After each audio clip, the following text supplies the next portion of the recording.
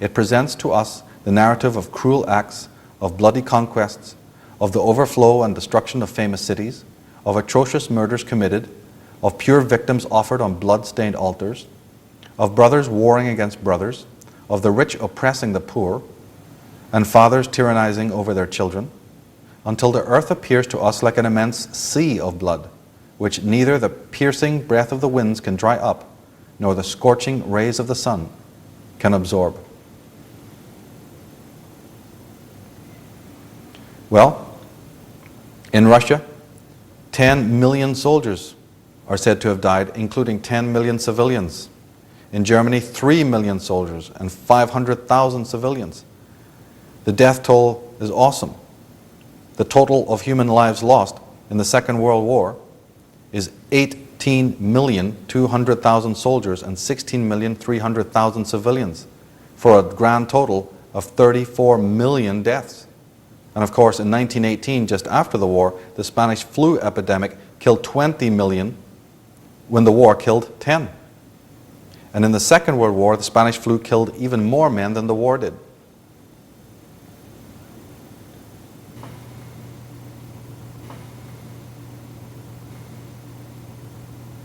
Now, students of black magic, students of occultism, as well as the practitioners, also know that not only the killing of the victim is important, but also the time of the slaying and also the place. These are also important factors in any kind of ritual associated with black magic or occultism.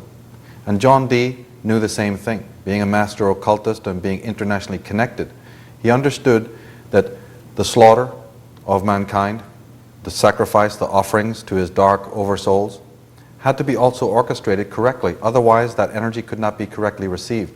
The cortisol or whatever properties of the blood, the energy that it contains, could not be properly received unless the deaths occurred in a ritualistic way. So just like the average common or garden Satanist has to draw his circle or create his altar to slaughter his victim, so in the same way do the ritual centers need to be fashioned. And in the same way as the universities were used to coalesce all the scholars, so instead of bringing victims to a site of slaughter, why not have them live in the center of the rite? Now, we call these centers of sacrifice cities.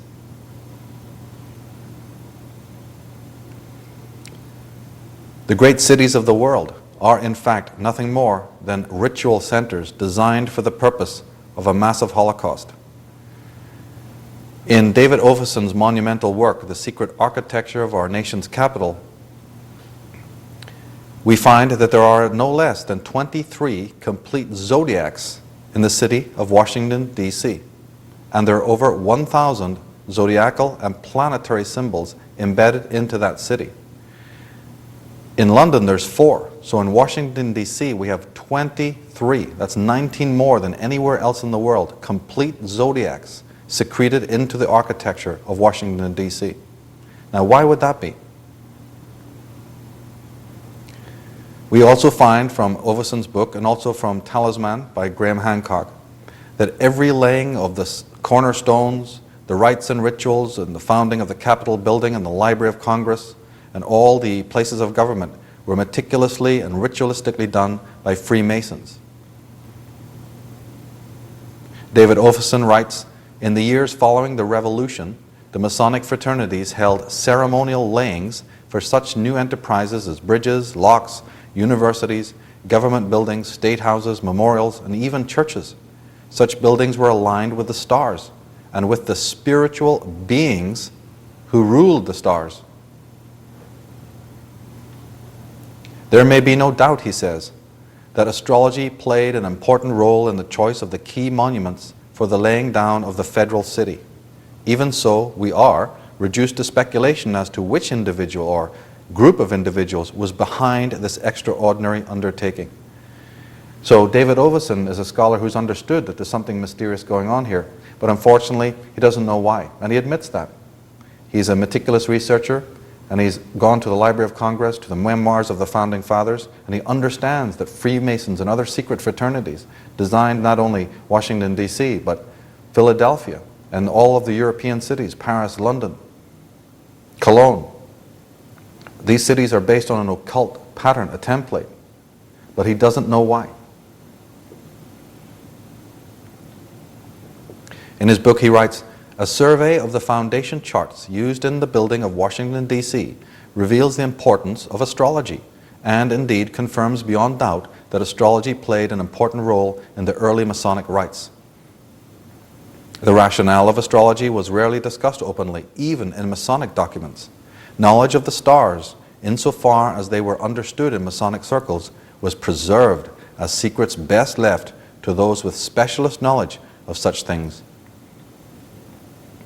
The extraordinary truth is that the very existence of the Washington Monument is intimately linked with the Egyptian star Sirius, the Sihor that the ancients represented in their sacred hieroglyphics as an obelisk as well as a star. How is it possible that this most important star of the ancient world should find itself, as it were, resurrected in the architecture of the United States? In the course of that day, when the cornerstone of the Washington Monument was laid, the sun would have passed directly over Sirius." And the Declaration of Independence. Oveson says, "Computations clearly show that on that day, the Declaration of Independence was agreed in Philadelphia.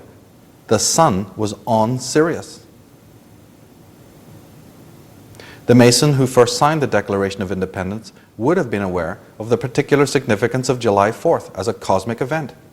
The day was the second of the so-called Dog Days, which begin on July 3rd. And these so-called Dog Days are sacred to the Egyptians because it's when the star Sirius is rising to its zenith. In fact, on the moon landing, faked or not, but on that day, again in July, Sirius was at its highest point when the words were being said that the eagle has landed. The star Sirius was brightest in the sky and rising to its zenith.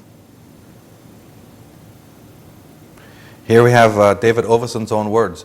"The dog days are so called because they refer to the rising of the star Sirius. But the word dog here may be a corruption of dag, or dagon, or dragon.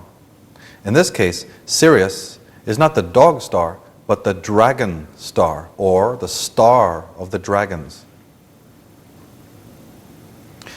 For within a year of Washington's death, it was recognized that the great man should most fittingly be memorialized by means of a massive pyramid." That's right, a massive Egyptian pyramid was the original commemoration of George Washington. The pyramid was already widely used as a symbol in Masonic fraternities in Europe, and we should therefore not be surprised that it should have been proposed in the context of a national symbol guided by so many Freemasons. Whoever was directing the planning of Washington, D.C., not only had a considerable knowledge of astrology, but had a vested interest in emphasizing the role of Virgo, the Virgin. The American Constitution was put before people on September 19th, 1798, in Virgo. Oveson says, "The ancient records indicate that it was a practice in former ages for the mystery centers that directed civilization to hand out newly founded cities to the care of specific spiritual beings. The practice of assigning places to the rule of specific zodiacal signs, and thus in medieval times to spiritual beings, is very ancient and has been extended into modern times. Since the discovery of America, we are able to trace most of the sources for the zodiacal rulerships ascribed to the cities of the United States." So what is this man telling us? Suddenly, we're now reading this man's incredible research in the 90s, that cities are ascribed to not only zodiacal signs of the horoscope, of the zodiac, of the stars, but the spiritual beings that rule those energies and rule those stars. Why have we not been told this before? What does it mean?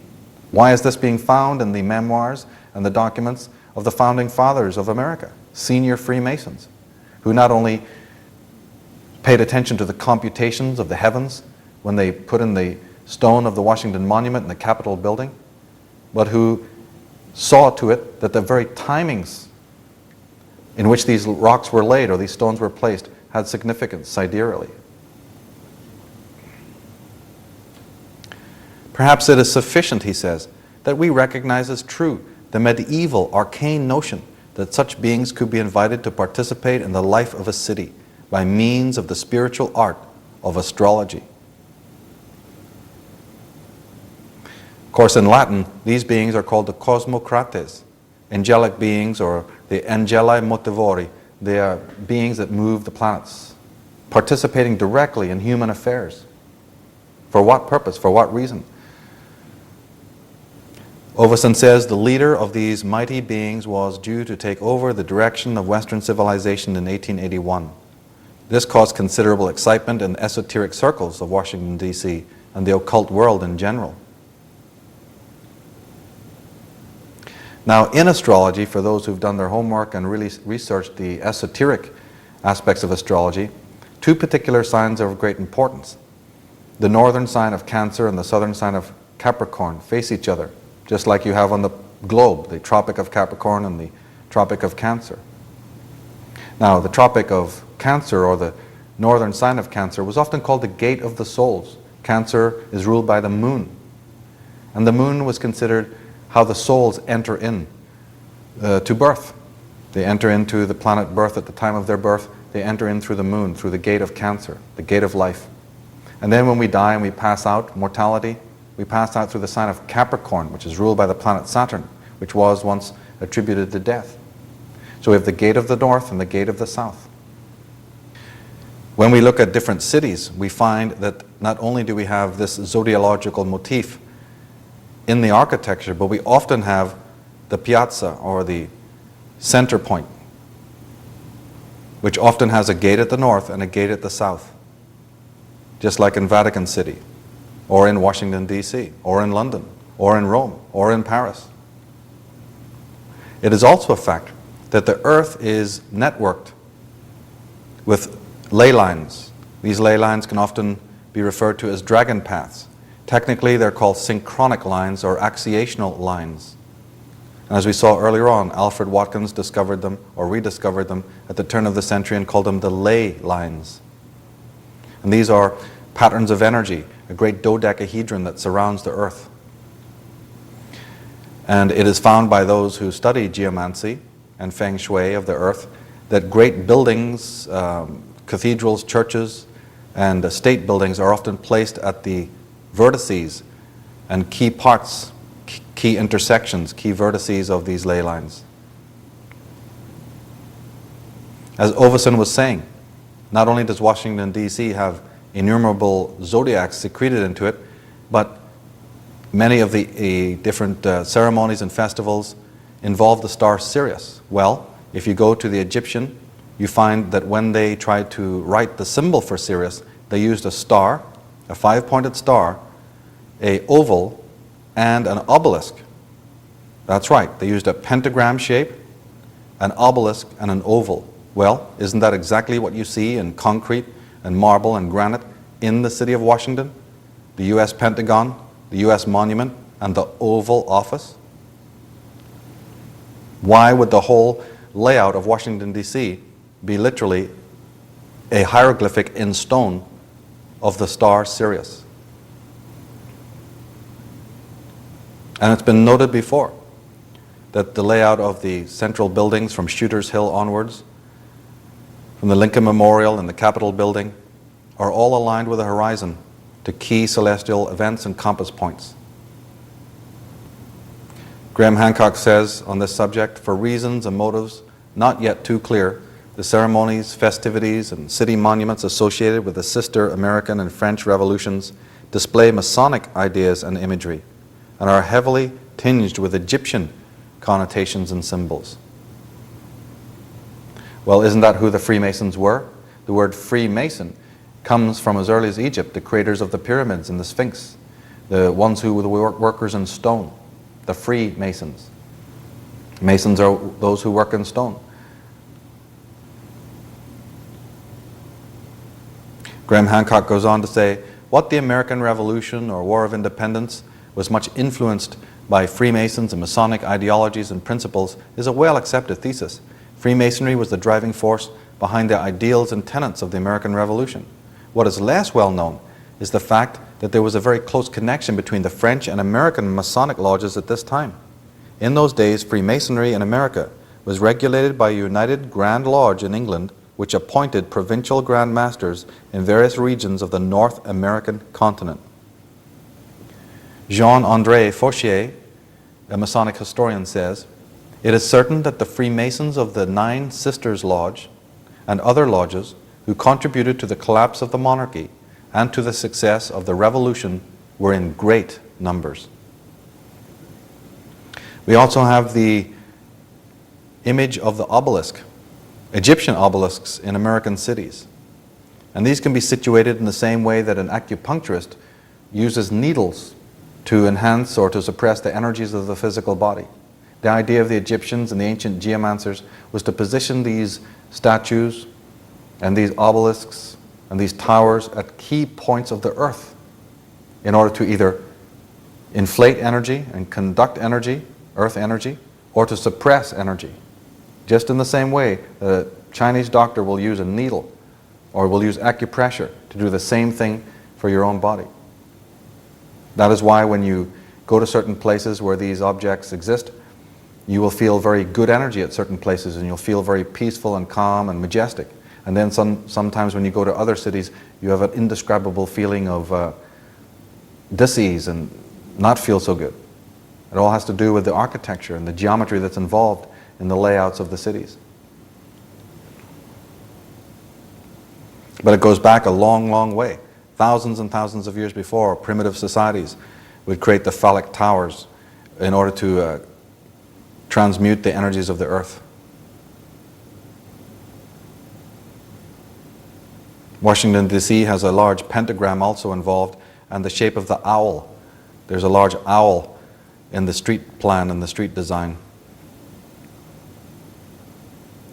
The U.S. Pentagon, we were talking about pentagrams. Well, the U.S. Pentagon is a very important shape and a very important building.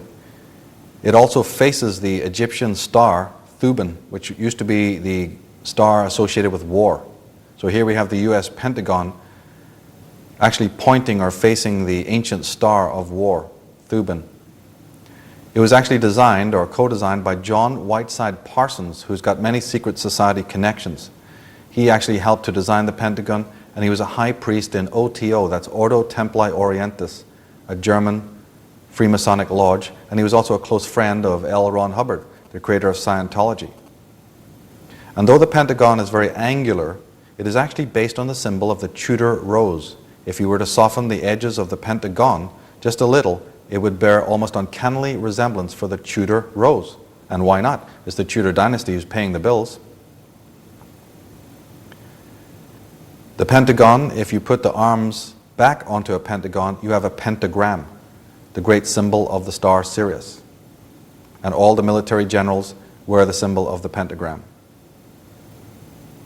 Franklin Delano Roosevelt was raised as a master mason in 1911 at the Holland Lodge No. 8 in New York, and in 1929 became a 33-degree Scottish Rite Freemason at the Albany Consistory.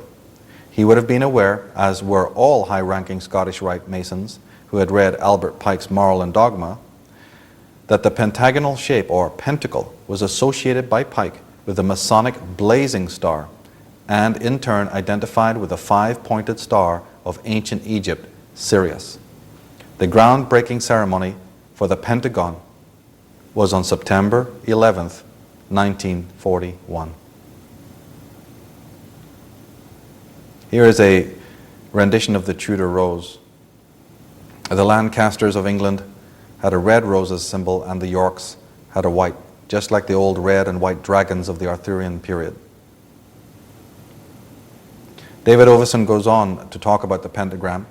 He says, when found in a text, and that also means on a symbol, the star determined or indicated to the reader that the group of hieroglyphics associated with it was related to spiritual matters. It was related to the heavens, to invisible energies, which the Greeks called etheric. So, what's he telling us here? That if you actually see somebody, a general, wearing the symbols of the pentagram. If you see a pentagram on the side of a tank, if you see a US Pentagon shaped like that, if you see a flag, which nearly all the flags of the world contain the five-pointed star, or you see the star on any other thing, chances are it's been put there consciously to represent something etheric, something spiritual, something otherworldly. So here we are in our materialistic world, being taught materialistic philosophy from the time we come out of the womb, told that not to pay attention to anything to do with the occult, and marginalized and sequestered and lambasted if we are, and yet we find out that those in the highest echelons of society are well versed in the most arcane spiritual matters, even to the point of designing the cities in which we live. Here's the Masonic five-pointed star. And of course, the five-pointed star is also connected with other celestial cycles like the Leviathan cycle, great cosmic cycles. In Paris, we have a literal zodiac leading up to the Champs-Élysées. We have the 12 radiating streets coming to a point. The city is literally designed as a zodiac by French Freemasons. The city of London is situated on the ancient Celtic power points and is divided into 28 boroughs in order to synchronize with the 28 lunar phases. Talking about rituals that go on in the cities, here we have the Great Fire of London, which began on the 2nd of September 1666. The fire started in the house and shop of Thomas Farnior, baker to King Charles II in Pudding Lane. By the way, the Jewish festival of Rosh Hashanah, the Day of Judgment, was only 10 days away. The Great Fire swept over the city of London like a great blowtorch, clearing an area 1.5 miles long and half a mile wide. It destroyed almost everything from Tower Hill in the east to Temple in the west, where it finally burned itself out in front of Temple Church, a distinctive round structure built of stone in the Gothic style.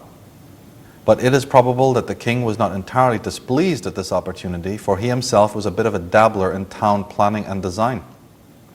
Since the Restoration, he had been bitterly frustrated by the lack of funds to transform London into a splendid metropolis that would eclipse the city of light that his cousin, Louis XIV, was turning Paris into. Now here, out of the blue, had come his amazing opportunity that might allow him to do just that. In Graham Hancock's book, Talisman, he speaks about the Fire of London, saying, "A few days after the Great Fire finally abated, Christopher Wren and John Evelyn, each man apparently acting independently, rushed to present Charles II with plans for the full reconstruction of London. To be precise, Wren presented his plan on the 11th of September, 1666. Wow, there's that strange date again, September 11th, 1666. And Evelyn presented his on the 13th of September, 1666.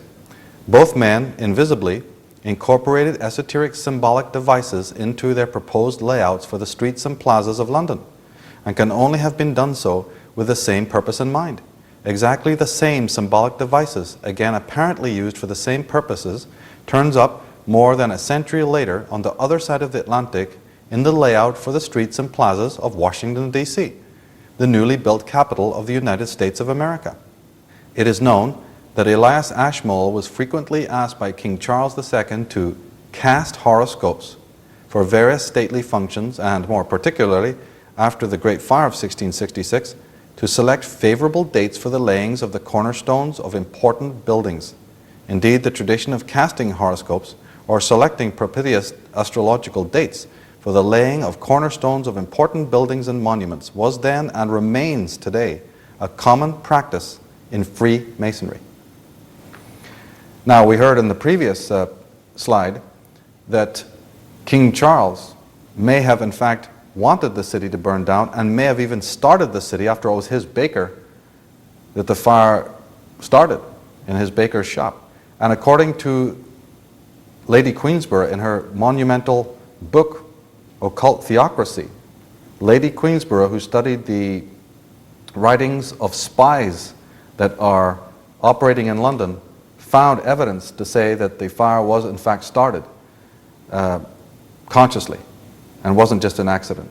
Lady Queensborough, or Lady Edith Starr Mill was one of the first writers on the subjects of occult theocracies and secret societies and subversive movements throughout the world.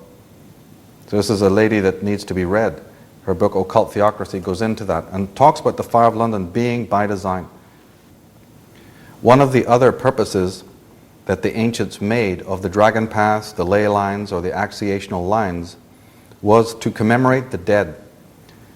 Many of the ancient stone structures and megalithic sites are actually burial grounds. Not all of them, but some of them are burial grounds. And the same idea transformed and moved over into the modern context.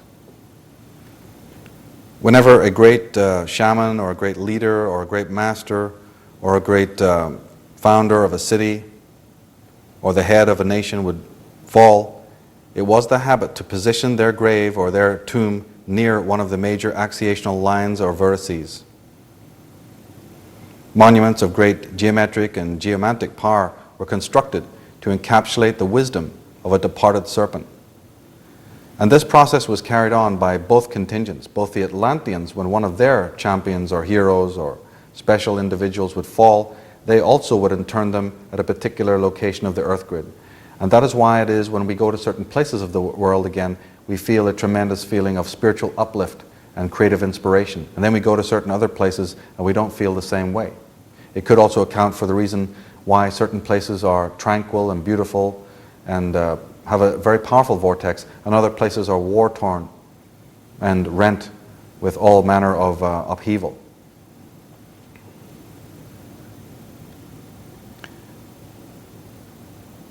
The ancient burial grounds of the serpent masters.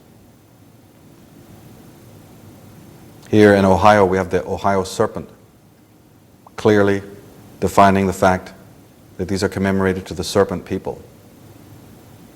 Here in Avebury, and of course in Ireland, we have the graves of the famous gods of the Gaels. But as I said, the dark side also have their positioning. In fact, the word Capitol comes from Caput Draconis, the head and the tail of the dragon. At Tiahuanaco, according to Inca mythology, it was built in a single night by men who survived the flood. An older legend says that it was built by giants that did not build the city of their own free will, but who were made to do it by beings who came from the sky.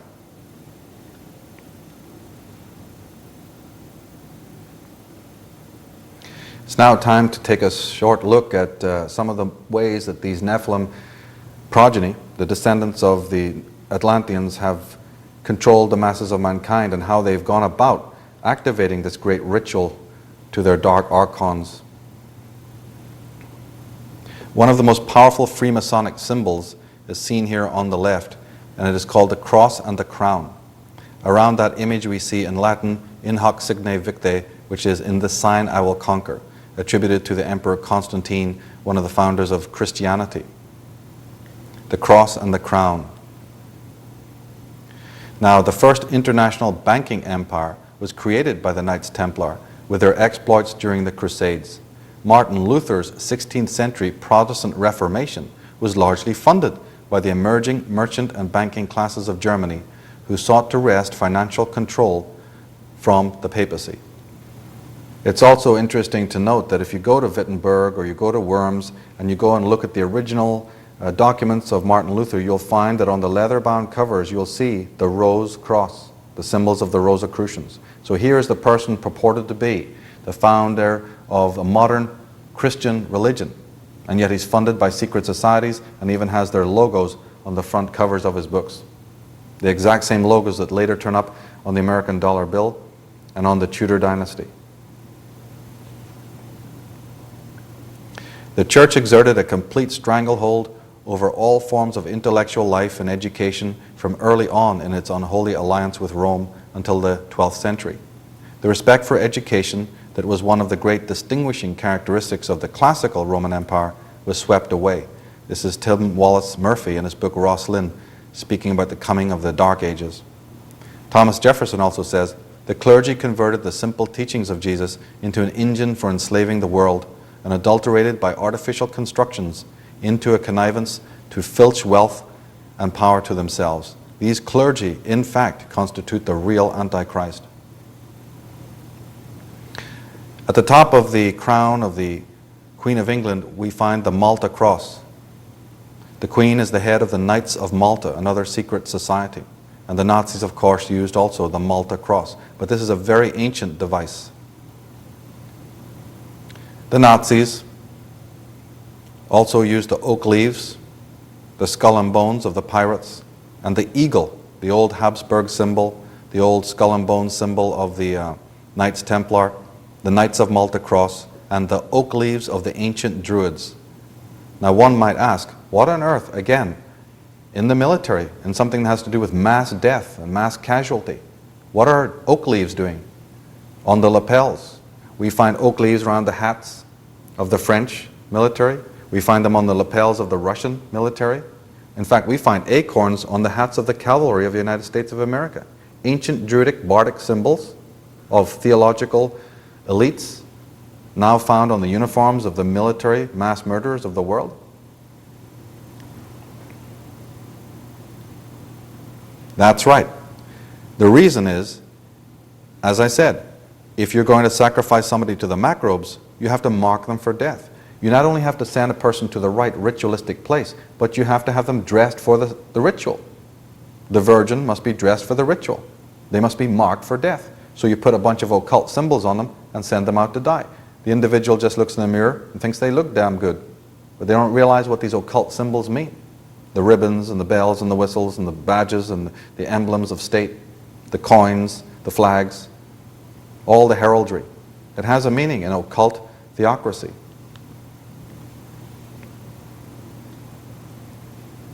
In America, we have the Ku Klux Klan. This word originally comes from the Greek kuklos, which meant the Knights of the Golden Circle. Now the Grand Master refers to himself as the dragon. They wear the Knights of Malta Cross. They burn crosses, wear white robes like the Knights Templar, and have a racist ideology. And we'll be coming back to the Ku Klux Klan a little bit later. Now we see the Knights of Malta Cross together with the symbol of the dove on the maces of the Queen of England. And it turns out that the Spanish or old word for dove is Columb. And that's why we have the District of Columbia, Columbia Pictures and Records, Columbia Shuttle, all the drugs coming from Colombia, South America. We have British Columbia and we have Christopher Columbus. But the word Columbus means the doves. The Knights of Columbus is a secret fraternity run by the Queen of England. It does not represent the Holy Spirit. If we look today on the Visa credit cards on the right-hand side, you'll see the little symbol of the dove. And people never ask, what does this symbol, this so-called holy symbol that's meant to represent the Holy Spirit, what's it doing on the credit cards? Well, it is a dove, but it has nothing to do with the Holy Spirit. It has to do with a secret fraternity known as the Knights of Columbus. The Knights of Malta Cross is also known as the Black Sun. And of course, the Black Sun is the symbol of the Smithsonian Institute in America. And the swastika was even referred to by the Nazis as a black sun. Himmler never got tired of calling the Nazis an order, a lodge, a black lodge. Now the Anunnaki, which is the ancient Sumerian word for the fallen angels, is very close to the word Nazi. One of the 8 children of the mother goddess Ninharsag, Naz, was also refers to Canis Major, a constellation that Sirius occupies. Again, Jesus of Nazareth, from Nasir, meaning Sirius. The Knights of Malta Cross is seen here on the picture on the left in ancient Pictish. These are the Picts of Scotland using not only the serpent, not only the swastika, but the Knights of Malta Cross. A very ancient symbol. But the fact that we see it here with the serpent is very suggestive. Here again we see it on ancient lances of the Teutonic peoples. Now of course, just like the old Atlanteans, we have the Nazis being very interested in the concept of race and eugenics and genetics, in polygamy and population control. We also have the phenomena of Siamese twins and midgets and deformities and blemishes and the extra nipple and whatnot. Witches were burned for their blemishes. We have congenital hemophilia. We have the ritual of bonding by blood. We have freaks, the whole concept of the Siamese twins that comes down to us, that just put down to us as being freakish, individuals, strange mutations. But could these not be throwbacks to genetic manipulations and genetic experiments that were being done not too far back in our Earth history? Now, Charles Darwin, who wrote Origin of the Species, what we often don't realize is the full title of that book. The full title was Origin of the Species and the Preservation of the Favored Races. Charles Darwin was also funded by occultists, specifically the Royal Academy. Now, Herbert Spencer, the philosopher, while Darwin got the credit, the leading proponent of this chilling racial evolutionary theory was Herbert Spencer, whose ideas were based on race. Spencer was more explicit than Darwin in his conclusion. Only one race was capable of ascending to the highest levels of the evolutionary spiral. The others would be left behind. So here we have an occult agenda of blood, of race, and of mass murder. Because remember, the pontifications of philosophers in the 19th century and of the 20th century are being carried out, they're being implemented in the world. The Nazis implementing occult theocracies coming from occult societies, like the Thule Society and the Freemasons and the occultists of the ancient world, Ordo Templi Orientis. And in America and Britain, it's no different. The Knights Templar, the Knights of Columbus, the Freemasons.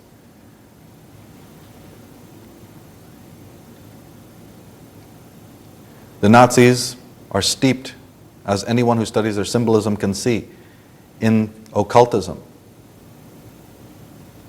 They often refer to themselves as the Order of the Black Sun. The official historians now generally accept that occult orders, some very ancient and some new, were operating behind the Nazi Party and other political parties in Germany. The same historians seem conspicuously reluctant, however, to transpose these facts to the British and American political milieu, even when ample evidence exists to prove it, and even when many of the elites of the European occult orders, plus industrialists, publishers, and scholars, were related to international aristocratic families and dynasties. It is a fact that the Vatican helped Hitler to gain power and then helped him to consolidate his grip on Germany. This was done in part by advising the Catholic Party of Germany to vote for the Nazi candidates. The Third Reich is the first power which not only recognizes but puts into practice the high principles of the papacy. This is Franz von Papen, second only in command to Adolf Hitler, is literally telling you that the Third Reich is implementing the principles of the Vatican, the principles of the papacy. But who are the papacy officiating for? Now, of course, when we talk here in programs like this about the Vatican, please understand that we're not talking about Roman Catholicism as a religion. There's a very great difference between Roman Catholicism as a practicing religion and Vatican, the institution of Catholicism, the institution of the Vatican, the nation state, the state within a state. These are two completely different animals here. Behind one of the great thinkers and philosophers behind the Nazi Party, close friend to Rudolf Hess and to Adolf Hitler, was Karl Haushofer.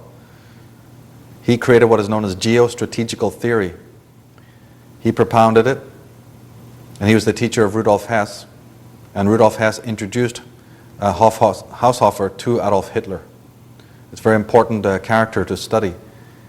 In the Origins and Oracles series, we have a program called Evil's Willing Servants, and we go into a little bit of Haushofer's background. It makes very interesting listening. One of the most powerful occult societies behind the politics of Germany was called the Thule Society, or the Thule Society, founded in 1912 by Rudolf von Bottendorf, a major Freemason, an expert in Islamic and Oriental mysticism. In 1918, Thule member Karl Harrier forms the Workers' Political Circle, and in 1919 he renames that the German Workers' Party, later headed by Adolf Hitler, who took over from mystic Dietrich Eckart. It became the Nazi Party. Now the word Tula, or Thule, means northerly place or homeland, and it refers to Atlantis.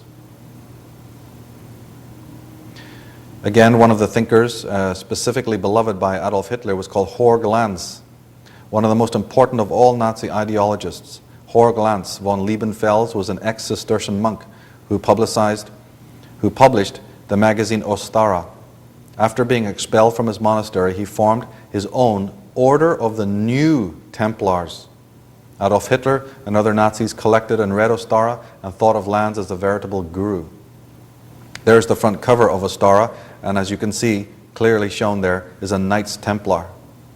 Now, the master race, as they referred themselves to, these terms, we've become so enamored to them, we don't even think anymore what they really mean. Master race. Who are the racialists? Who are those who control the genes of mankind? Who are those who try to separate and segregate the human race based on genetics and eugenics and racial hygiene? Who were the original ones? We see only the Nazis. They're a modern rendition of this ancient problem. They were Satanists who practiced black magic, says Trevor Ravenscroft, author of The Spear of Destiny.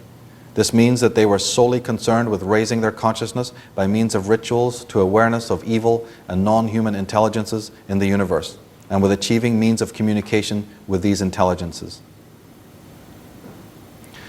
Now, closer to home, when the tomb of Yale University, that's the tomb of the Skull and Bones secret fraternity, was raided by Christian students, the decor was almost purely Nazi in nature. Maltese crosses, swastikas, and so on were found therein. And the number 322, which is the lodge of the Skull and Bones Society, is actually the German lodge number of this fraternity. It is controlled by German secret societies such as the Illuminati and the OTO and the Thule. And Joel Bakan, in his fine book, The Corporation, says, in its July 1934 issue, Fortune magazine extolled the virtues of fascism and the economic miracles wrought by Mussolini. Lord Goldsborough, the man who produced the issue, wrote, the good journalist must recognize in fascism certain ancient virtues of the race, whether or not they happen to be fashionable in his own country. So there we have it, ties between modern American industrialists and politicians and ancient societies and German occultists. Now, have we been told all along that the ritual sacrifices have been going on? Let's look at the etymology. We've been told that there's a nuclear war. We've been told that there's an atomic war. What do these words actually refer to? What does the word nuclear or nucleus actually refer to? What does the word atomic actually refer to? Does it really refer to reds under the beds and SDI and bombs dropping at you from the skies? Or is it something much closer to home, something slightly more biological, something more of a Cold War, one that would never heat up at all? And what are the Star Wars? And now that the ritual centers have been designed and built, and now that the masses of the population live in the cities of the world, the next stage is easy.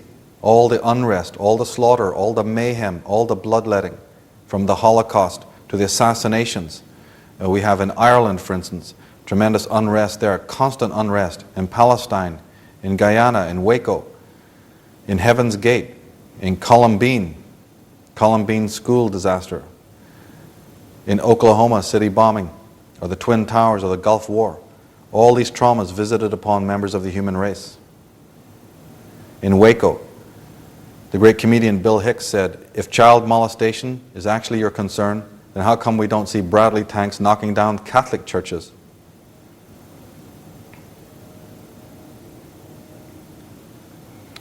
Now, since the Second World War, the US has bombed 250 countries. That's actually since 1948, which was the time of the creation of the United Nations. Anthony J. Hilder of Radio Free World says there have been more wars since the creation of the United Nations in 1948 than from the beginning of time up until 1948.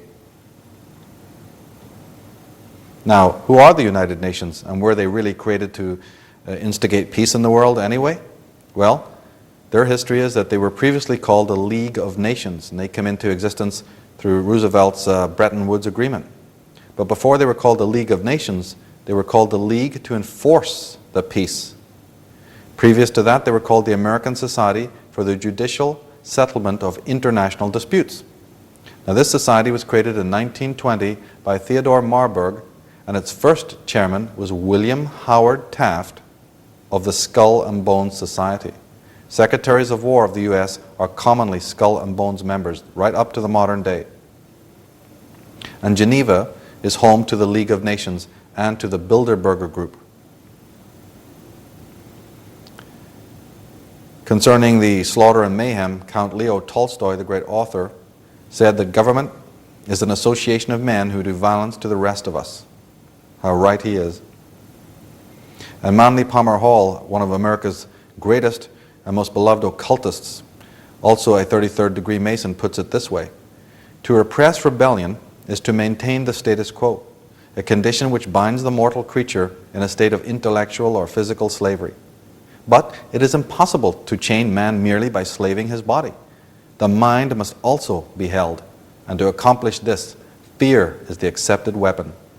The common man must fear life, fear death, fear God, and fear devil, and fear most his overlords, the keepers of his destiny. So it goes for urban life. And now Aldous Huxley, in his book The Final Revolution, one of the people very much into control of the masses, writes, there will be, in the next generation or so, a pharmacological method of making people love their servitude and producing dictatorships without tears, so to speak. Producing a kind of painless concentration camp for entire societies so that people will in fact have their liberties taken away from them, but will rather enjoy it, because they will be distracted from any desire to rebel by propaganda, brainwashing, or brainwashing enhanced by pharmacological methods. And this seems to be the final revolution. That's right. As the Nazis had a final solution for their victims, so these thinkers and potentates and politicians, they're working on the final solution for the rest of us. But we're going to enjoy it, of course. Now, one of the major occultists in Europe was called Count Cagliostro, and he was one of the individuals also working on the Stargate problem. His real name was Giuseppe Balsamo, and he was a ruthless and a very enigmatic character. And being a Freemason, he actually invented one of Freemasonry's rites. It's called Cagliostro's Egyptian rite. But this involved a virginal boy or girl as an oracle, or even as a priest. And these virgins were known in Masonic circles as the Columb, or the doves. So here we have Cagliostro's Egyptian rite, a rite that involves virginal boys or girls in the form of the priest or the oracle. But they're known by the name the doves. And the Spanish for that is Columb. So anybody remember Columbine High School and the sacrifice of the young children there? Were they oracles too, in some sort of Masonic rite?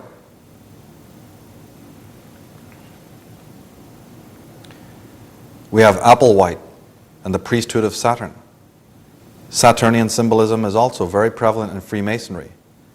And this particular Heaven's Gate cult, the very word Heaven's Gate, we already looked earlier at Saturn and the gate of the south, which is a correspondence of death, and the fact that they wore black attire, and the Nike logo. The Nike logo is actually the corner of the rings of Saturn, and the fact that the men in Heaven's Gate were castrated. Anyone who studied ancient mythology knows that Saturn and the sickle of Saturn and the castration of his father Uranus, all of these symbols coming out of the ancient world.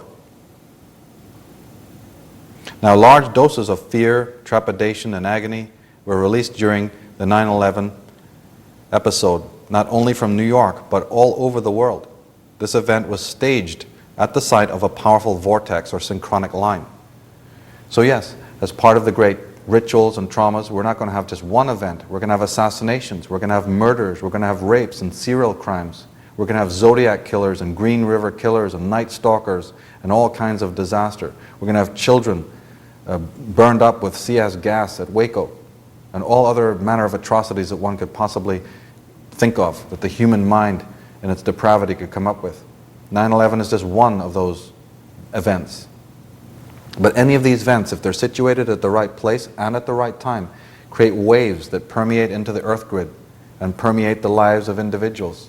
That's what cities were originally designed for. There's nothing natural about a city. There's nothing natural about living in one.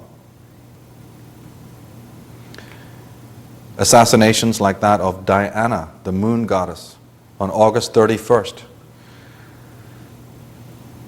And August 31st is the period when the constellation known as Virgo descends beneath the horizon. So the Virgin descending beneath the horizon signifies the time of sacrifice. In fact, August 31st, 100 years prior, was when Jack the Ripper killed his first virgin, or his first whore. Another ritual sacrifice. November 22nd, 1963. At Sagittarius, the point of Sagittarius, the famous 13th sign of the zodiac, is the assassination of John F. Kennedy at the junction of 3 roads on November 22nd. That's 11 for November and 22 for the day. That's 33. He was also shot at the 33rd meridian of the Earth at the junction of 3 roads. And he was murdered at the period between the signs of Sagittarius and Scorpio. And this is known as the 13th sign of the zodiac. Only those who study the occult, esoteric form of astrology know this, the famous 13th sign of the zodiac.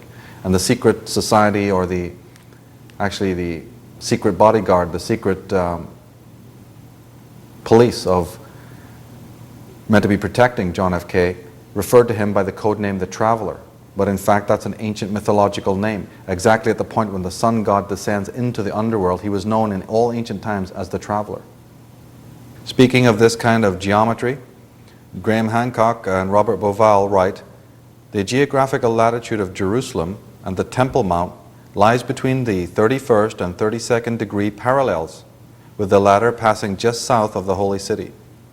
It has also been remarked that the Mother Lodge of the Scottish Rite Supreme Council of the 33rd degree was located in the city of Charleston in South Carolina, probably because the 33rd degree parallel passes right through it. So even though it may seem strange, even preposterous to us, these secret societies pay attention not only to sidereal time, not only the calendar dates, not only the movement of the luminaries and the stars, but also to the degrees of longitude and latitude of the Earth, from the dropping of the atom bomb, to assassinations here, to openings of buildings there. These sidereal times are very, very important, as the great scholars are now starting to find out. And this particular thing about the 33rd meridian, why are so many of the world's banks, why are so many of the world's wars, why are so many of the stately homes of the world, and specifically the banks, are situated on the 30th, between the 30th and 33rd parallel of the Earth. But we have wars, and we have rumors of wars, and we have endless anxiety. Large doses of fear and confusion make excellent business, especially for the pharmaceutical monopolies. Consumption of antidepressants rose dramatically after the attack on the World Trade Center. As Emperor Caligula is meant to have said, let them hate us as long as they fear us. Fear, of course, as Huxley and as Manly Palmer Hall are saying, is the best way to control. Since love and fear can hardly exist together, says Machiavelli, and if we must choose between them, it is far safer to be feared than loved. So this is the kind of mentality in these new Atlanteans, the ones who seek to control us and keep us roped in, dumbed down, ignorant, impoverished, not to be made privy to what the masters are doing behind the scenes, behind the veil of government and national security. Now, F.T. Marinetti is a great study when it comes to studying mania. The founder of the Italian Futurism and a lifelong fascist, he was also one of the most influential personages in the history of modern art. In his Futurist Manifesto of 1909, he says, war is beautiful because it initiates the dreamt of metallization of the human body. War is beautiful because it enriches a flowering meadow with fiery orchids of machine guns. War is beautiful because it combines the gunfire, the cannonades, the ceasefire, the scents, and the stench of putrefaction into a symphony. We will glorify war, the world's only hygiene. Militarism, patriotism, the destructive gesture of freedom, brings beautiful ideas worth dying for, and scorn for women. We will destroy the museums, libraries, academies of every kind.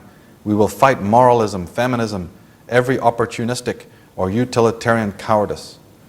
Makes one think of the movie Dr. Strangelove, this kind of mania loose in the world. Not some psychotic though, not somebody who's been locked up in a asylum somewhere. These are the top thinkers of the world, people whose thoughts and manifestos change how we think and act. Herman Kahn, in his On Thermonuclear War in 1960, calmly considers whether or not a death toll of 50 million human beings would be an acceptable, quote-unquote, statistic to ensure that democracy prevails.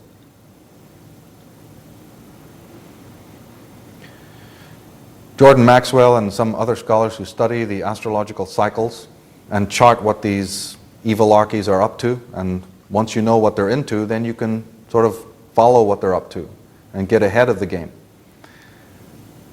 We've come to understand that we're in what we call the Saturnalian period, or what they call the Saturnalian period, when chaos and debauchery is permissible. We're in what the Hindus call the Kal age, and what also might be called the Dionysian age, when all forms of debauchery and depravity are let loose upon the world. This is the period when all kinds of virtue and morality, as the ancient texts were saying, are thought of as vices. Julian Huxley, in the preface to Brave New World, says, as political and economic freedom diminishes, sexual freedom tends to compensatingly increase, and the dictator will do well to encourage that freedom, in conjunction with the freedom to daydream under the influence of dope, movies, and radio.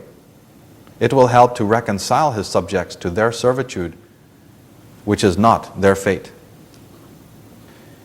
In Aldous Huxley's Brave New World, he writes, sensual pleasures programmed into people as infants through hypnopedic messages repeated thousands of times as they slept.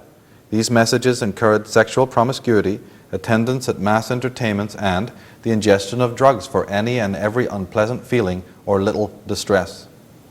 You know, the idea here is not to have people actually have more sex, but to engender frustration that they're not able to. In George Orwell's 1984, An Animal Farm, he says, the past is completely eliminated. History is revised. Books are destroyed. Without print media, there is no evidence that anything has been different. Even keeping diaries is forbidden. People are expected to absorb and accept the new information delivered by the television sets, even if it directly contradicts the news of a month ago. Since it is impossible to prove the contradiction, it is useless to try to resist. And is this not the exact situation we find ourselves in today, where people not only believe the media, but in believing it, they're filled with contradictions. But who stands up to right those contradictions? If something on the media repeats and repeats and repeats the same message, eventually 80% of the population just blithely accept it. In the book Being Human, we read, when faced with a life-threatening situation, the reptilian hindbrain, the most primitive part of the human brain, switches off all activity except that which keeps us alive. It sends the subconscious message, do not move, breathe, or blink, or you will be seen and attacked.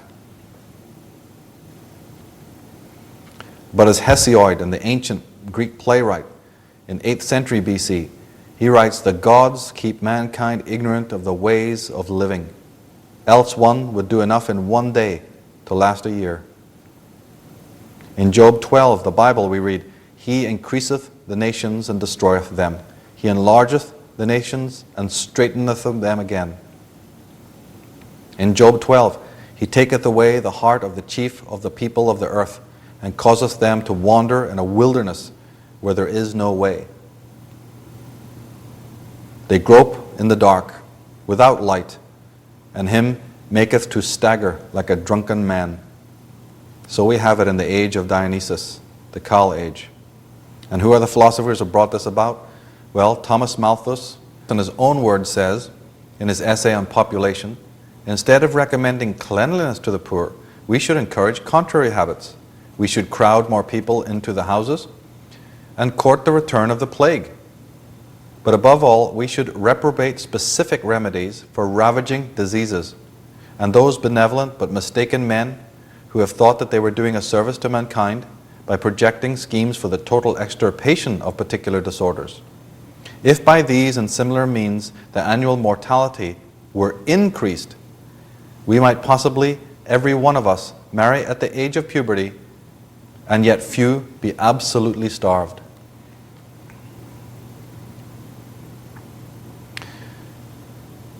When we come to eugenics and Charles Darwin, he writes in his own words, "Excepting in the case of man himself, hardly anyone is so ignorant as to allow his worst animals to breed." Eugenics, which was selective breeding or racial hygiene, is not, however, a Nazi or a German phenomena, but a British and American one. Hundreds of people were systemically and legally sterilized in the United States from 1907 on. The most influential eugenicist was Sir Francis Galton, the cousin of Charles Darwin. He was an honorary president of the Eugenics Society for several years. His successor was Major Leonard Darwin, son of Charles Darwin, and it was he who strongly promoted the eradication of the unfit. The first U.S. Eugenics Society was headed by Averell Harriman's mother. It was also funded by the royals, as was the entire Harriman dynasty. Ernst Rudin, Hitler's eugenics expert and chief engineer, was a guest of Mrs. Harriman in America before the advent of the Second World War. In 1905, Dr. Ernst Rudin founded a German eugenics society called the Society for Racial Hygiene. Later he changed the name, adding the word suggested by Francis Galton, the Society for Racial Hygiene, that is eugenics. In 1925, Leonard Darwin wrote an article for the Journal of the Eugenics Society, the Eugenics Review, pushing the idea of locking up everyone whose genes might be considered defective. To save the human race, he said, force or compulsion would be necessary in many cases. He promoted a policy that he called segregation, but he did not mean segregating whites from blacks. He meant separating the fit from the unfit. Compulsion is now permitted if applying to criminals, lunatics, and mental defectives, and this principle must be extended to all who, by having offspring, would seriously damage future generations, he argued. The leaders of the progressive movement in Britain also supported negative eugenics. The people who had founded the London School of Economics, that's Sidney and Beatrice Webb, were also leaders of the Fabian Society. The Fabian Society later became one of Britain's major political parties, the Labour Party. As early as 1909, the Fabians, led by the Webbs, said, "What we as eugenicists have got to do is to scrap the old poor law with its indiscriminate relief of the destitute as such and replace it by an intelligent policy of so altering the social environment as to discourage or prevent the multiplication of those irrevocably below the national minimum of fitness." In 1930, a Fabian leader, Archibald Church, introduced a bill for eugenic sterilization. So here we have the Fabians, here we have top politicians, here we have the founder of evolution theory, the elites of British society, deciding who will live and who will not, and the manner in which they will administer the torture to the unfit. The Fabian Society itself was founded in 1883 and played a catalytic role, preaching the inevitability of gradualness in the movement towards a socialist society, taking their name from the Roman warrior Fabius, who learned to wait patiently before striking a fatal blow against Hannibal. In America, John Foster Dulles, Senator and Secretary of State under Eisenhower, has this to say: "It is only by eliminating the lower members of the human race that the higher average is maintained." And Jacques Cousteau, UNESCO courier, on November 1991 said, "The United Nations goal is to reduce population selectively by encouraging abortion, forced sterilization, and control human reproduction, and regards 2/3 of the human population as excess baggage, with 350,000 people to be eliminated per day." And the master of them all, Bertrand Russell, in his Impact of Science on Society, had this to say: "At present, the population of the world is increasing at about 58,000 per diem. War so far has had no very great effect on this increase, which continued throughout each of the world wars. War has hitherto been disappointing in this respect, but perhaps bacteriological war may prove effective. If a Black Death could spread throughout the world in every generation, survivors could procreate freely without making the world too full. The state of affairs might be unpleasant, but what of it? We have Prince Philip, quoted in the Deutsche Presse Agentur in August 1988, said, "In the event I am reborn, I would like to return as a deadly virus in order to contribute something to solve overpopulation." Now, the Institute of Human Virology, we read that according to top pharmacologist Dr. Robert B. Strecker, MD, PhD, the leading scientist of the project, that AIDS virus was created at Fort Detrick, but was based on research first conducted at the Lebedev Institute near Moscow, which was founded by the world's leading virologist, Gervich. The number of those infected doubles every month. Over 23 million Americans are already affected. In the Strecker Memorandum, in the 30s and 40s, the Public Health Service openly experimented and monitored black men infected with syphilis in Tuskegee, Alabama. Even after penicillin was discovered, these men remained infected and were not treated. Hence, their wives and sons were likewise infected. These incidents are recorded in detail in the book Bad Blood by James Jones. Between 1959 and 1970, there were over 300 biological experiments conducted on U.S. citizens unbeknownst to them. The extent of the program is revealed in the book A Higher Form of Killing by Paxman and Harris. That's from Dr. Robert Strecker's The Strecker Memorandum. Now here it is on DVD. This Dr. Robert Strecker, conclusively proves that AIDS was vector-borne, that AIDS was a man-made designer disease to create havoc in the world, exactly according to the policies of Bertrand Russell and Aldous Huxley and his coterie. This is absolute compulsory viewing. The Strecker Memorandum by Dr. Robert Strecker. He was one of the first people to work on the AIDS virus and knows everything there is to know about it.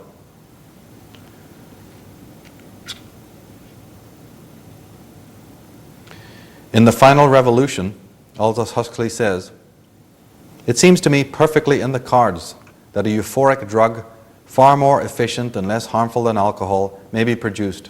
And if this should be introduced into every bottle of Coca-Cola, then clearly, as I ventured to point out more than 25 years ago in Brave New World, this would become an incredibly powerful instrument in the hands of a dictator. What is becoming, I think, quite clear now is that dictatorships of the future probably will not be based on terror as the dictatorships of Hitler and Stalin. Terror is an extremely wasteful, stupid, and inefficient method of controlling people. In Brave New World, the distribution of this mysterious drug, which I called a soma, was a plank in the political platform.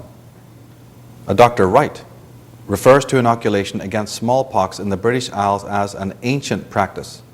And a citizen of Wales, aged 99 years old, states that inoculations had been known and used during his entire lifetime, but that she got smallpox through her inoculation. In Birmingham, England, from 1871 to 1874, there were 7,706 cases of smallpox. Out of these, 6,795 had been vaccinated against the disease. A select committee of the Privy Council convened to inquire into the Vaccination Act of 1867. As 97.5% of those vaccinated died of the disease.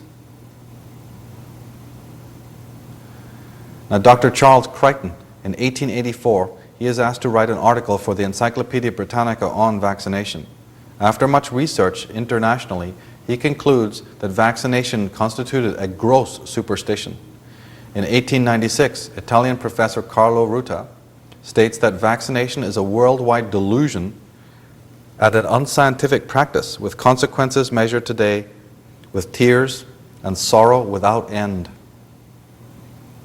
Joseph Lister introduced sanitation to the surgery and hospital, but was fiercely resisted by leading surgeons and doctors. The British Medical Association dedicated itself to attacking his name, reputation, and theories. In 1850, a British physician reads paper detailing the microscopic examination of food products, revealing that all food products examined in Britain were adulterated with foreign substances, including chemicals.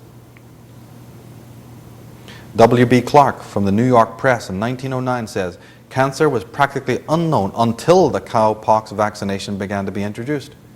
He says, I have seen 200 cases of cancer, and I never saw a case of cancer in an unvaccinated person. On the question of fluoride, in 1943, researchers from the U.S. Public Health Service examined the health of the residents of Bartlett, Texas, to see if the 8 parts per million of fluoride in their drinking water was affecting their health. It was checked again in 1953. They find that the death rate in Bartlett was 3 times higher than a neighboring town which contained only 0.4 parts per million of the fluoride.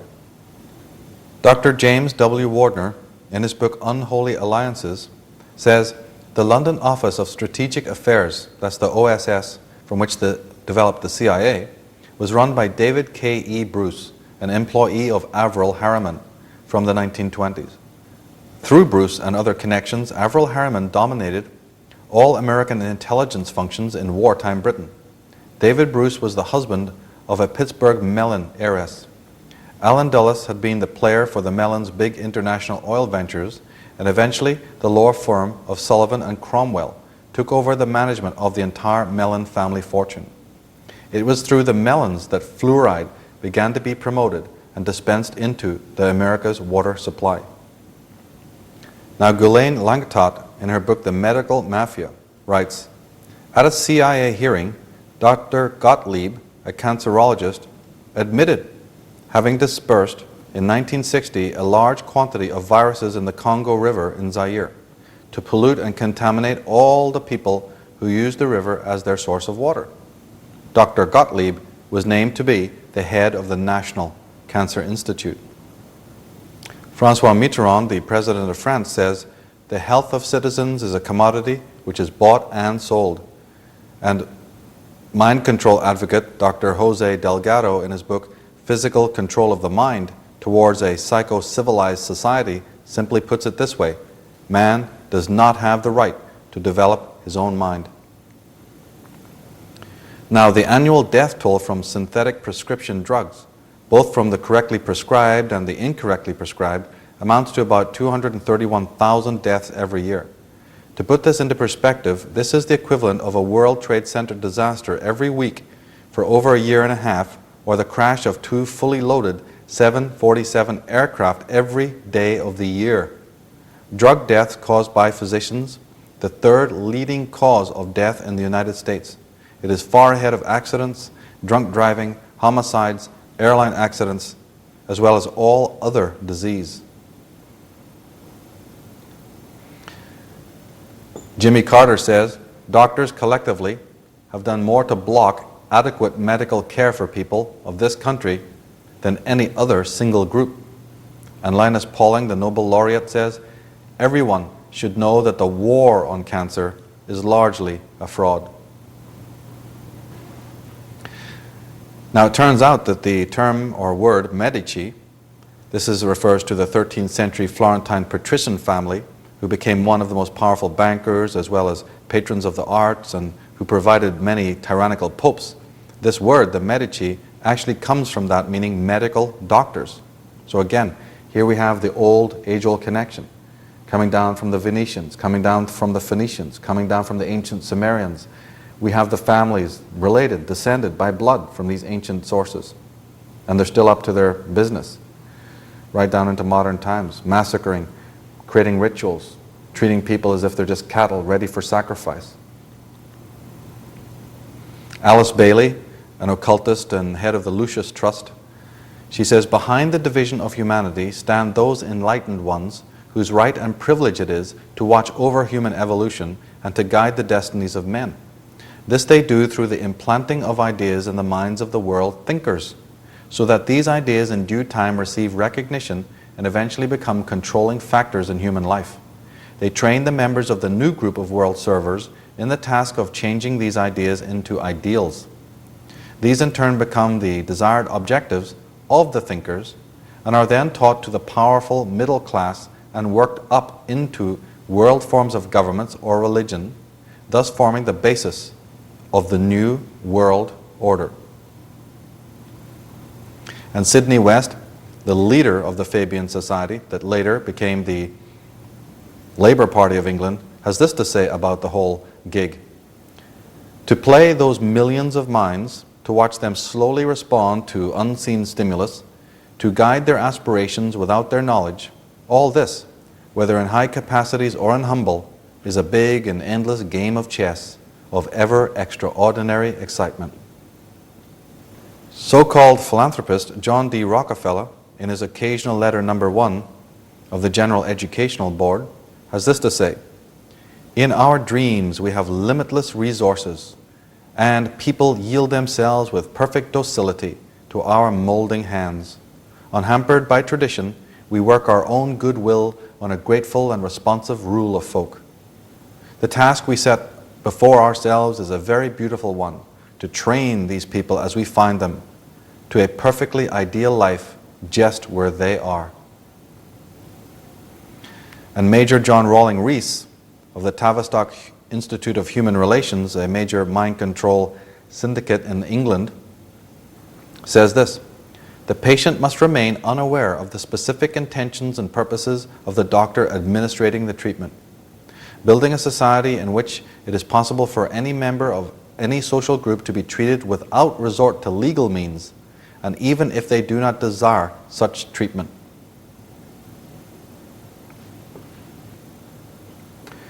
It should be clear by now, at this stage, that we have in fact an official history and we have an occult history of the world, occult history of the ancient world, and we also have a occult history of America. Arthur S. Miller of George Washington University says, "Those who formally rule take their signals and commands not from the electorate as a body, but from a small group of men plus a few women. This group will be called the establishment. It exists even though that existence is stoutly denied. It is one of the secrets of the American social order. A second secret is the fact that the existence of the establishment, the ruling class, is not supposed to be discussed."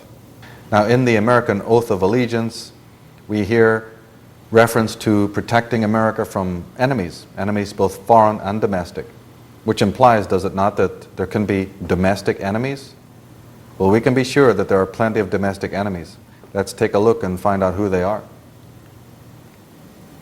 One of the most powerful of all the secret societies, given the agenda and operating in the world, is known by the name of the Illuminati. There's terms that they use, these secret societies, and then there's terms that their historians and critics also use, terms that they use within the lodges and terms and names that people on the outside know.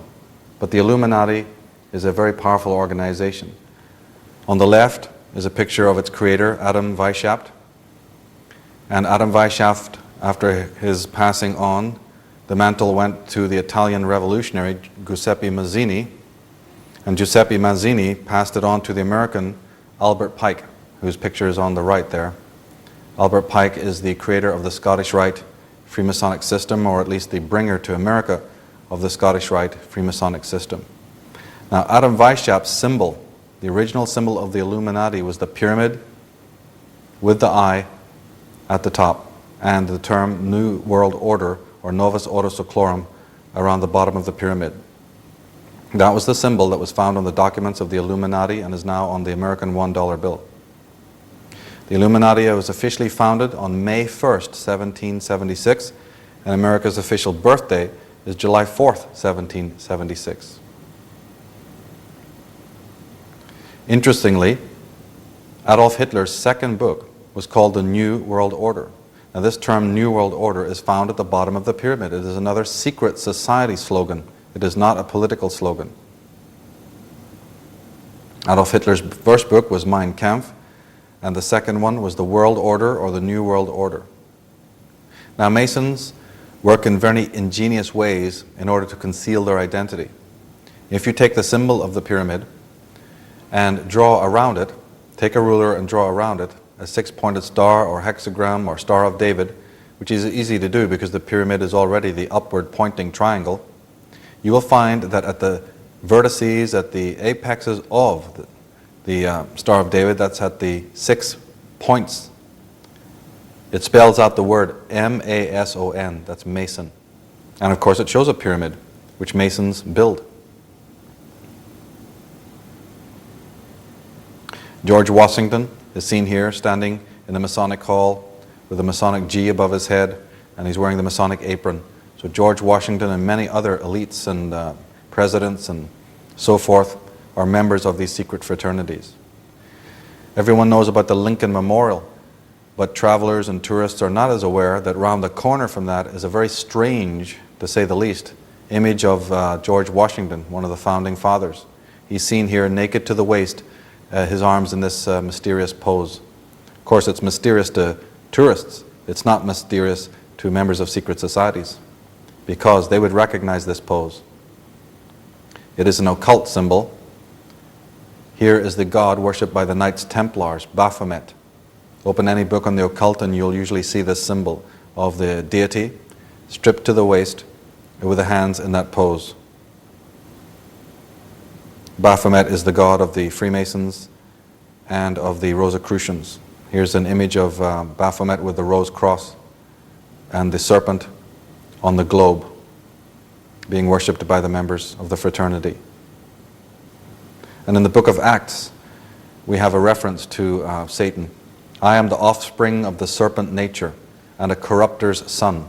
I am the son of he who sits upon the throne and has dominion over the creation beneath the heavens. So the serpents have dominion over the heavens and over the earth. Here is the original symbol that was meant to be on the dollar bill before they came up with the eagle. It was actually a triangle surrounded by serpents. America, as we saw earlier, is literally the land of the serpents. They probably thought that would be too obvious and settled for other symbols instead, like the eagle. Here is the first US flag, which shows the stars, again Sirius, and the all-seeing eye radiating outward. So the eye, the Freemasonic symbols of the stars and the all-seeing eye and the pyramidical shape were very much in the minds of the original founding fathers. Now the number 13 appears on the dollar bill quite a lot. There's 13 levels of the pyramid, and the 13 which appears on the dollar bill refers directly to the serpent. In the book of Revelations, it's chapter 13 that the dragon and his destructive power are introduced, but that destructive power involves the use of money. In Revelation 13 it says, he also forced everyone, small and great, rich and poor, free and slave, to receive a mark on his right hand or upon his forehead, so that no one could buy or sell unless he had the mark, which is the name of the beast or the number of his name. Now the Declaration of Independence was signed by 56 men, over 50 of whom were Masons, some Grand Masters. Their original meeting place was none other than the Green Dragon Tavern in Boston, which Daniel Webster said was the headquarters of the American Revolution. So the whole of the American Revolution starts in a tavern which bears the name the Green Dragon. We wonder if that green dragon was swallowing a human being.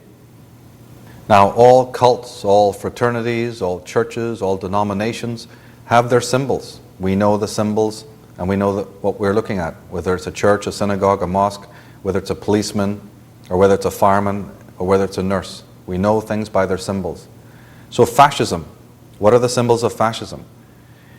One might think it's the swastika. Actually, it is not. The symbols of international fascism are much older than that. And the key symbol, the cardinal symbol of the fascist movements of the world, is a bundle of rods with a hatchet in the middle of them. This is called the fasce, or the fasces. It's an old Roman symbol, but it even predates the Romans. Where do we find it? On the back of the Congress room. The Freemasonic monopoly of government positions continued for at least the first 100 years of United States history. According to a 1924 census, even in that year, the Senate had a membership which was 60% Freemason. But what worries me more is why, of all the symbols that you could possibly choose, the symbols for international fascism are there in the Senate room at the back. Now, James W. Wardner, in his book Unholy Alliances, says, "Our first president was a Mason, sworn into office by the Grand Master of New York on a Bible taken from a Masonic altar, that of St. John's Lodge No. 1. The Bible used in the ceremony was brought there by John Morton, Marshal of the Day from St. John's Lodge, of which he was the worshipful master. Thus was laid the cornerstone of our country and forever of our government. This same Bible, used for Washington's inauguration, was used to swear in Masonic presidents Warren Harding in 1921 and Dwight Eisenhower in 1953. And what the good doctor fails to tell you is that when George Bush, in more recent times, asked for his Bible, he specifically asked for 3 Bibles, the Masonic 3, and laid his hand on 3 Bibles, and that is another known Masonic symbol. Well, if you got allegiances, you certainly have. George Washington, here is another statue of George Washington, and the caption under the bust, under the name, says Freemason and First President. Now, I don't know about you. In fact, I'm not even an American citizen. I'm from Ireland, but yet I would take offense to that statement, because what does it say? Let's read it together. It says George Washington, Freemason and First President. Now, maybe it's just me, but perhaps that should be the other way around. But no, these chaps have allegiances. And you see, that's the problem. That's the conundrum with domestic enemies. If you've got allegiances behind the veil, then what good are your promises and your allegiances in the public domain? If you have your fingers crossed behind your back, so to speak, what good are your promises? Well, from their own works, here's a little book that Freemasons use. This is just one of their little manifesto books that they're all given. It's called The Duncan's Ritual. The Duncan's Ritual of Freemasonry. It's given to neophytes so that they can learn about their rituals, and it's full of interesting pictures to show them what to do when they're in the lodge. And in books just like this one, in the Duncan's Ritual, you find captions like this. You find instructions, and you find oaths. I will aid and assist a companion Royal Archmason when engaged in any difficulty and espouse his cause, whether it be right or wrong. A companion Royal Archmason's secrets shall remain as secure and inviolable in my breast as in his own. Murder and treason not accepted.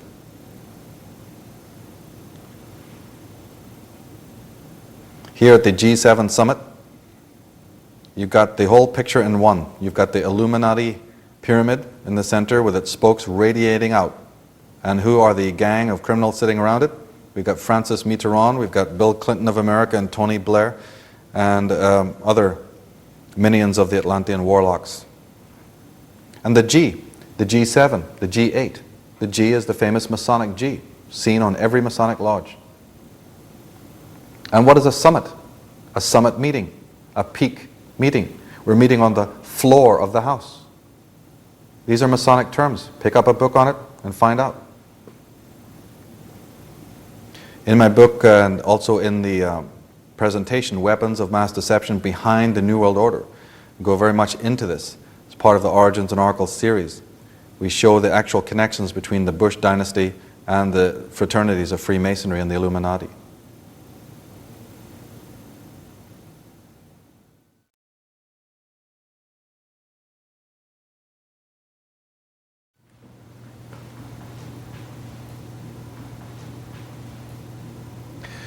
So we've taken a little bit of time there to look at the ingenuity of the machinations of our hidden masters, our controllers. We've looked at why they're motivated to do what they do. We've looked at how they do it a little bit. But have we really proven that these individuals are not just money-grubbing and power-mongering individuals driven by greed? Have we really proven that they do in fact have bloodlines and connections to the ancient past? Let's take another look at that whole question of lineage and bloodline.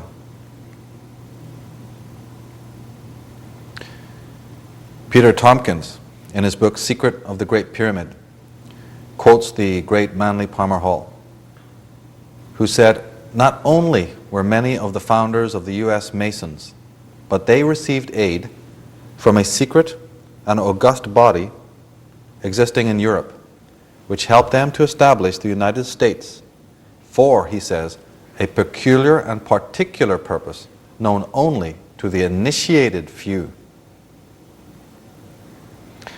But the conspiracy is an old one. It's not something new.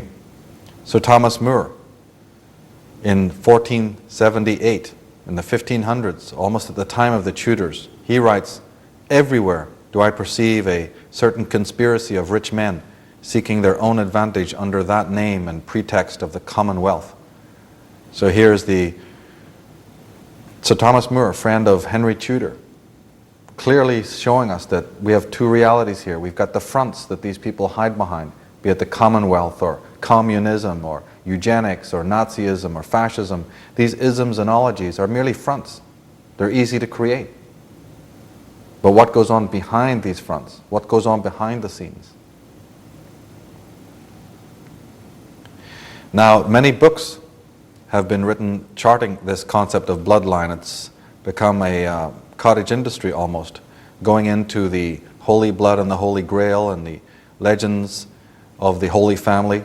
And this is the book that started it all, The Holy Blood and the Holy Grail by Begent and Lay and Lincoln. And it was a bestseller, and it's a book well worth reading because, again, as a bestseller, it went into the subject of secret societies and their ancestry and how they operate in the world behind closed doors and also out in the open. But unless we learn to see it, unless we become literate to the symbols and the emblems that they use, and something about also their philosophies, they could be operating right in front of us and we wouldn't know it. We might even be conspiring in helping them.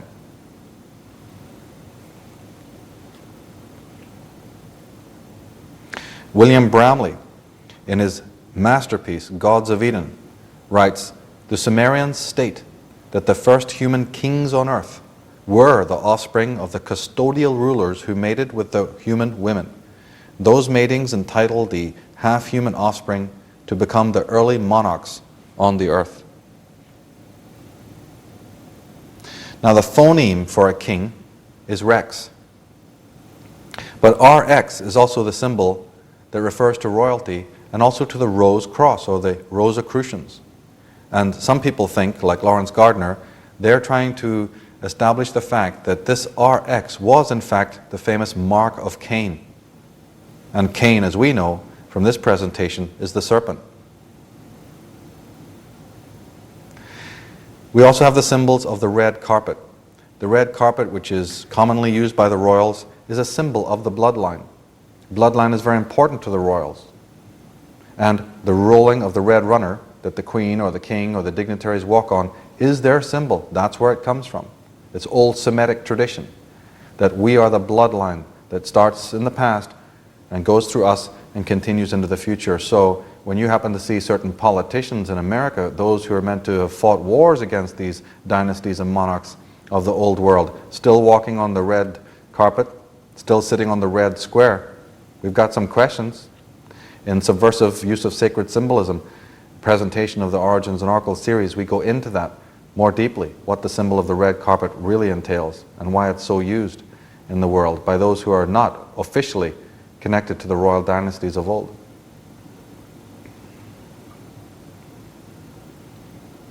And the handshake and the red carpet, it's a one-party state. Heads they win, tails we lose. A one-party state. The same occult symbols, the same occult agenda. A carefully crafted dialectic. And they've all got allegiances. Just like any mafioso or gang that has its rules, its regulations, and its codes, so do the heads of state and the members of the elites. In the emerald tablets of Thoth, the Atlantean, we read, "Speak I of ancient Atlantis. Speak of the days of the kingdom of shadows. Speak of the coming of the children of shadows. Out of the great deep they were called by the wisdom of the earthman. In the form of man they moved amongst us, but only to sight were they as men.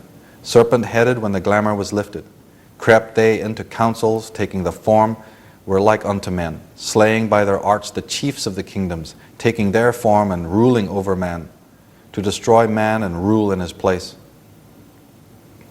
In the book of Enoch, chapter 15, and now the giants who are produced from the spirits and flesh shall be called evil spirits upon the earth, because they are born from men and from the holy watchers in their beginning and primal origin. They shall be evil spirits on the earth, and evil spirits they shall be called.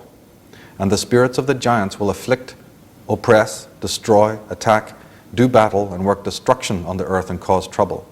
And these spirits shall rise up against the children of men and against the women. Dr. Stephen Haller in Young and the Lost Gospels, he writes, the star angels and other ruling spirits appear as tyrannical, limiting agencies in this Gnostic view. They are usurpers who lord it over humanity and creation in order to enhance their own self-importance and glory.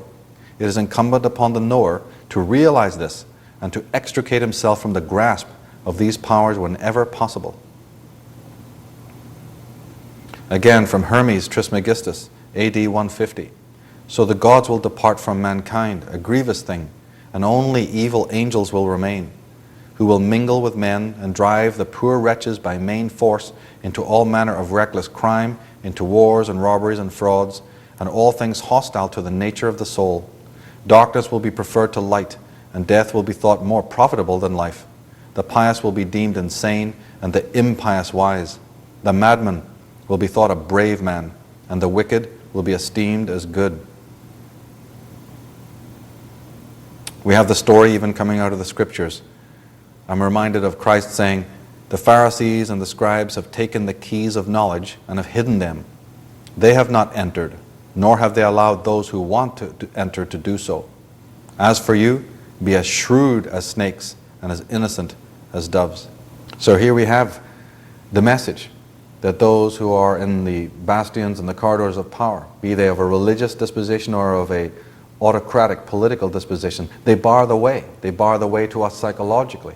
They bar the way to us spiritually. And they certainly bar the way to us materially. They don't recognize all human beings as equal. They recognize themselves as an overclass, an elite, as God-men, as royalty. And the rest of us, nothing more than their dispensable, disposable servants.